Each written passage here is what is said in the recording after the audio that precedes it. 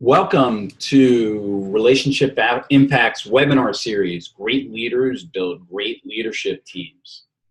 Hi, my name is Jack McGuinness, and I will be your presenter today on our webinar focused on how to diagnose your leadership team's effectiveness. So I welcome all of you. We have a good turnout today, despite the weather on the East Coast. So I appreciate your participation. Just some logistical notes.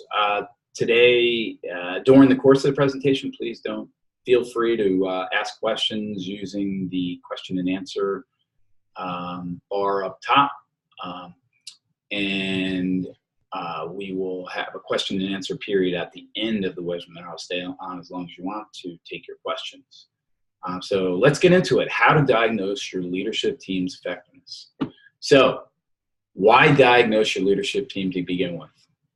Well, from our perspective, leadership teams are absolutely critical to the health of any organization. And engagement clearly starts at the top. It's amazing. We see it's the emperor's clothes syndrome, right? A lot of the organizations we work with, the senior team is trying to protect the rest of the organization, almost protect them from themselves, right? And they're sometimes dysfunctional behaviors. And the interesting thing is that everyone already knows whether they're working well together or they're not. And so, really important for leadership teams to be able to step back and assess how well they're working, what kind of results they're getting, and how well they're working to get those results, which is really the crux of what we'll be talking about during the course of this webinar. So leadership teams, our point of view, leadership teams critical to health organizations, and they set the tone, set they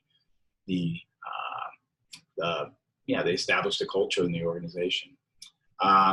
Interestingly enough, I'm just before I get on today's webinar, I was writing an article for CEO magazine, and it's called "The Condition and Leadership Team." How the leader establishes conditions for team effectiveness or leadership team effectiveness. And one of the things I was reading a couple days ago is the fact that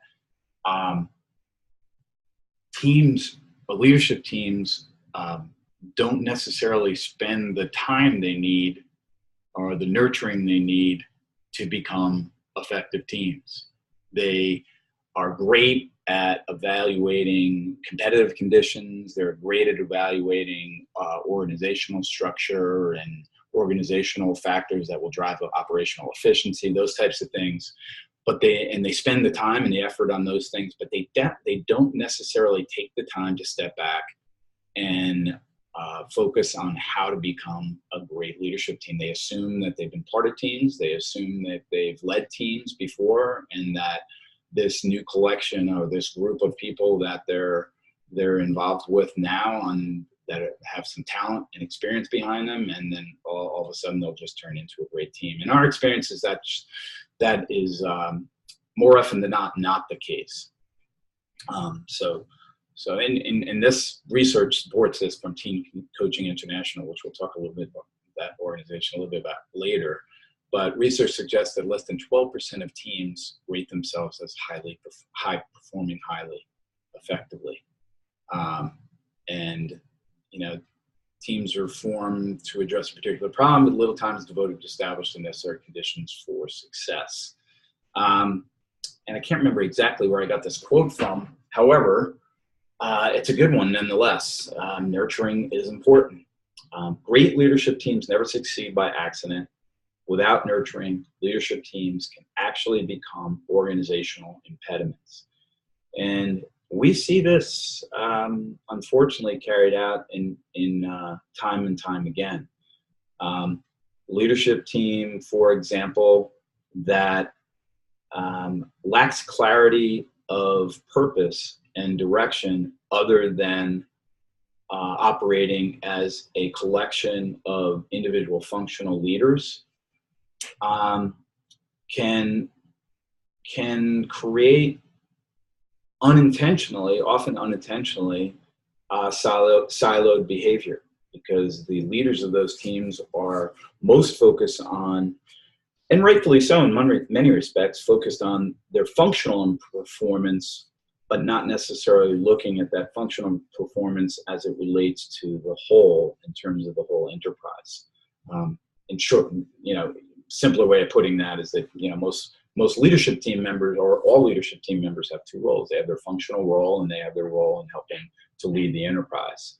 And oftentimes that role in leading the enterprise is not really clearly defined or thought out. And so the functional role takes over, and which is, again, not a bad thing in and of itself. But if there isn't a real strong discussion and connection around how the various functions coordinate and work together to achieve the organization's direction, then the team can actually turn into more of an impediment than not. And that's more of a global view. And we've seen teams that have incredible dysfunction around a CEO, for example, that is, there's a great purpose, but the CEO is draconian, and he or she doesn't listen to the input of his or her team members, basically shut down dialogue, and wonders why no one has anything good to offer, can certainly serve as an organizational impediment. So focus here is focus on your team. Don't assume that just because you throw a team together of talented senior people that they're all of a sudden going to work real effectively together. When to diagnose your leadership team. So a few points here. First, I'm going to start. I should have started this slide the other way around, from bottom to top, but and so I should have put the last check mark on the top versus on the bottom. So I'm going to start from the bottom.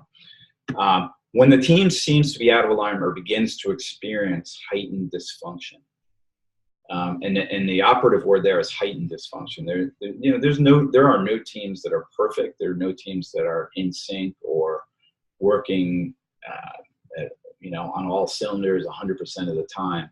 So when a team seems to get out of sync, or there's a feeling of we're just not on the same page here, then it's a good time to step back and take a look at what's going on. If we're working with a $1 billion global manufacturing company out of the Midwest, that I was meeting with the CEO a couple of weeks ago, and he just said, our team is just stale. We're not.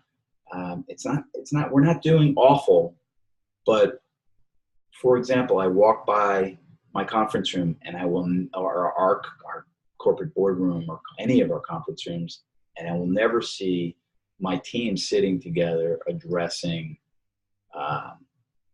cross-functional issues, cross-organizational issues without me in the room. And I just feel like we're stale and need to do something different. So he's about to step back and do, a bit of a diagnosis on what's getting in the way. And he's, fortunately taken some ownership on probably doing some things himself that are contributing to the heightened sense of dysfunction. When the team's purpose changes or evolves, it's another time to take a look at the team, right? So at the leadership team's effectiveness. So we're working with another team, or hopefully we'll be about to work with another team, a global mining company that it's been around for about 90 years, and about 5 years ago moved from somewhere out west, a small town out west, to a big city in the Midwest. And they use the opportunity to redefine the organization's purpose, build some energy into it. They had some ambitions around growth, injecting the organization with some new and younger talent, and so they put a purpose. They established a purpose of, that they called their 90-year-old startup. They focused their efforts as a 90-year-old startup. So they had a whole bunch of strategic initiatives geared towards how do we operate, re-energize our organization as if we were a 90-year-old startup. So when now's a good time to change. They've been through that. They've had a successful transition. They've grown a bit, and the CEO is feeling like they're a bit stagnant and wants to take a step back and look at, how effective are we being? How do we feel how effective we feel we're being, and how do our various stakeholders feel like we're being? And let's take a look at that and what we can do about it to re-energize ourselves once again. After new team members have been added, important to let new team members kind of cycle through the new team and get inculcated, and then take a step back after they've had an opportunity to be part of the team for a while, and let the whole team kind of diagnose how effective it is. Oftentimes, when a new leader is brought on board, new president, CEO, general manager is appointed, it's a good time to take a step back and look at how is this team performing? How does it see itself performing? How does the direct report see it performing? How does the board see the leadership team performing? It gives the leader some insights into what he or she can do to influence the team becoming even more effective. So those are some ideas on when to take a step back and diagnose your leadership team. Okay, so let's talk about, before we get into the diagnosis, let's talk about our perspective, relationship impacts perspective on the factors that enable a team to be effective. Right? And from our perspective, there's two sets of factors that work very closely together to help leadership teams, become as effective as they can be. There's a structural set of factors and a relational set of factors. And the structural factors are those things that help a team focus on and achieve a specific business outcome. So we talked a little bit a couple minutes ago about team's purpose, right? Do we have the right people on the team? Do we have a set of operating principles that we work from? Do we have a meeting rhythm or a management rhythm that works? We're focused on talking about strategic stuff in this setting, operational stuff in this setting, and we're making sure that we're cascading this communication up and down the chain. Do we have a set of incentives that support teamwork versus hinder it? Those types of things. So those are some examples of structural factors. On the other hand, there's relational factors, or factors that help the team, create more productive, healthy work environments. And from our perspective, there's a few critical things here. Do we have a team of people that actually trust each other? Are diverging perspectives or viewpoints encouraged? Does the team engage in productive dialogue or debate or challenge each other well? And ultimately, does the team hold itself accountable? Do the team members hold each other accountable? So these structural and relational factors are really important for team effectiveness, and it's really important to diagnose how are we doing on these factors, so that we can make some tweaks or adjustments to get back on the right track. These factors have a strong relationship to each other. So for example, we could have great structure in place. We could have great meeting rhythm, great metrics in place, rules really well defined, all those type of structural elements.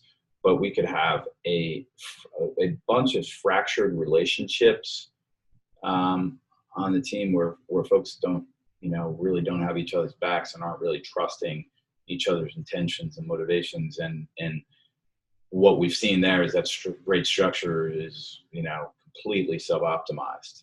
So, and the opposite is true as well. But from our perspective, relational factors can have a really deleterious effect on structure. So those are the facts. Structural and relational factors are from our perspective, are two sets of issues that enable the team to be as effective as it possibly can be, and attention needs to be placed on each. So let's talk a little bit about, before we get into the actual how do we diagnose your team, your leadership team, what tool we use, right? So when we started Relationship Impact in 2009, we set out and established our own assessment vehicle, and went down the path of doing the research. And my partner Gil is a PhD in leadership and has the capability and the wherewithal to develop a tool like this. But we very quickly realized that there are other validated tools out there that are in sync with our philosophy and our approach that we could use. So we started using a tool called Team Diagnostic by Team Coaching International. And it's been a great resource for us, and really is in sync with our view on the structural and relational factors that make leadership teams effective. So here are a couple of a number of the benefits behind why we use the Team Diagnostic tool from Team Coaching International. Obviously, any tool like this provides a baseline for improvement, so you can see improvement over time. It focuses on both, like I said, the structural and relational aspects of team performance, and that was really important to us. And also very important is it's an online instrument that's easily taken, takes 20 to 30 minutes to complete an assessment. And it enables performance to be assessed from the perspectives of multiple stakeholders. So the team leader can take a view, a look at how he or she sees their team. The team can take a look at how it sees itself operating. The board can take a look at how it sees the leadership team operating, the direct reports of the leadership team, and other cuts as well. But those are the primary cuts we usually take. And that comparison is really kind of interesting, taking a look at how our direct reports view us on these various objective metrics versus how we see ourselves. The other thing that's really important here is it doesn't use consulting buzzwords. It's usually pretty standard, common, everyday language that most organizations and teams already use. The tools have passed the statistical psychometric standards for both validity and reliability, which is really kind of cool as well. And it has a database of thousands of teams. So we're able to compare your team with other teams and how they stack up from a bunch of different cuts. So that's a little bit on the benefits of Team Coaching International's Team Diagnostic, which we, just as an aside, Gil and I have become Team Coaching International certified team coaches, which is kind of cool, and which has provided us with not only the use of these instruments, but also access to a network of people that do similar work that we do, which has been very, very enlightening and very helpful in the practice, our practice. Okay, so another note on the Team Diagnostic, really important part of the Team Diagnostic is that it focuses on the team as a system that has characteristics that transcend those of any of the individual members. So focus on the team as a system rather than a group of individuals. So if you a comparison to this would be, this assessment instrument looks at how we view ourselves as a team, not necessarily the individual perspectives that you would get by using a tool like Myers-Briggs or DISC or Insights or Strengths Deployment.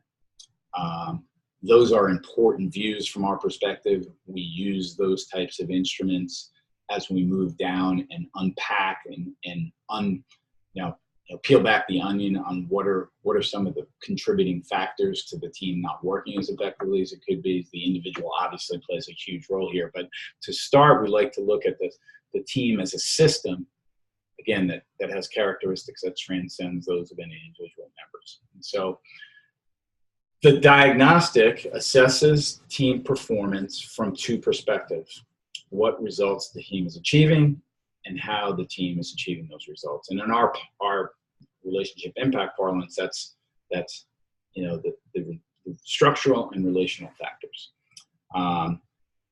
What results the team is achieving are the competencies that support the team's ability to be productive.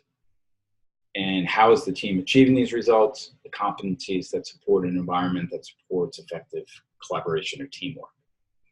So there's these two sets of factors. There's 7 productivity strengths and 7 positivity strengths that are assessed using the team diagnostic. Productivity strengths are resources, decision-making, alignment, accountability, leadership, goals and strategy, proactivity, how proactive the team is. Positivity strengths are respect, the value of diversity, level of camaraderie, communication, how constructive interaction is, how optimistic the team is, and the level of trust among team members. So these are the factors that when your team takes the diagnostic, they're answering a number of questions, again, validated, reliable questions that will give the team a sense for how well they're doing on these factors. And so when we look at the team diagnostic, right, and so there's these, it's like many other models, it's using the Cartesian coordinates of high and low productivity and high and low positivity, right? And so we look at a team, and obviously the blue is where most of us would want to be, is a high productive, high positivity team. That's, teams like that are typically focused on how do we get even better, right? And then if you look at low team positivity and high productivity, teams like that have a high burnout on them, and let's just get through this type of feeling to them. Whereas low team positivity and low team productivity is really the worst place you could be in. It's, almost giving up, firefighting, blaming each other, all that kind of stuff. And, low team productivity and high team positivity, it's, people are happy, but are they really getting a lot of work done? So that's what the types of questions you'll see and where the results come out. So if you look at the next slide here, this team was fairly high positivity and some high productivity and some low productivity. So obviously we're shooting to be in the blue. They are fairly, happy team, I guess you'd put it, but still are not necessarily getting the results they're looking for. So that's the snapshot we'll see. And if you go back here, so it's high high productivity or high positivity, but the combination of low productivity and and high productivity.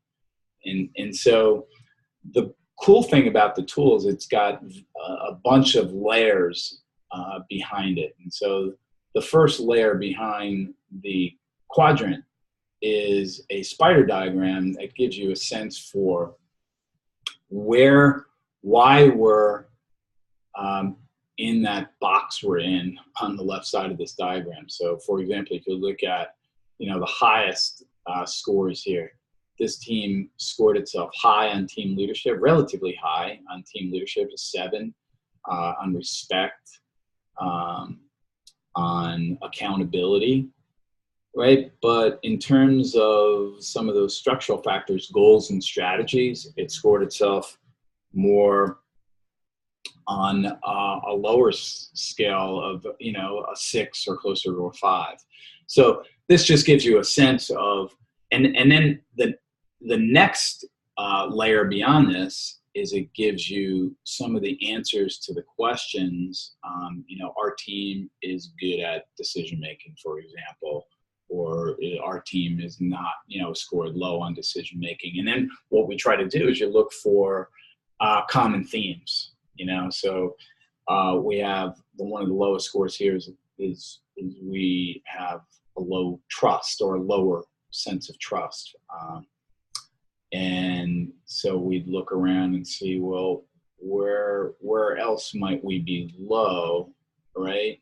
That might be getting in the way of that. So constructive interaction potentially, right? And so we sort of look for some themes, but we really use this as a source of, or an instrument or vehicle for having some good dialogue about where the team is at on these factors. And it goes way beyond just saying, okay, we're saying we're not going to trust. How do we attack that factor?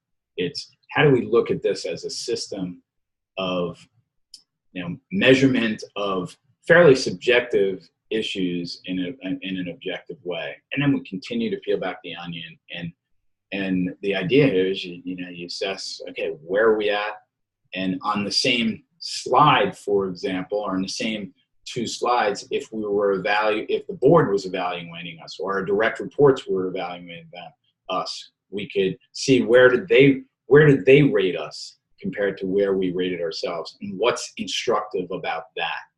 And so the whole idea here is to take a step back, look at where we see ourselves on. Again, we view this as a discussion starter using a set of objective metrics measuring some fairly subjective topics, right? And so this is we've used this with close to 100 teams now that are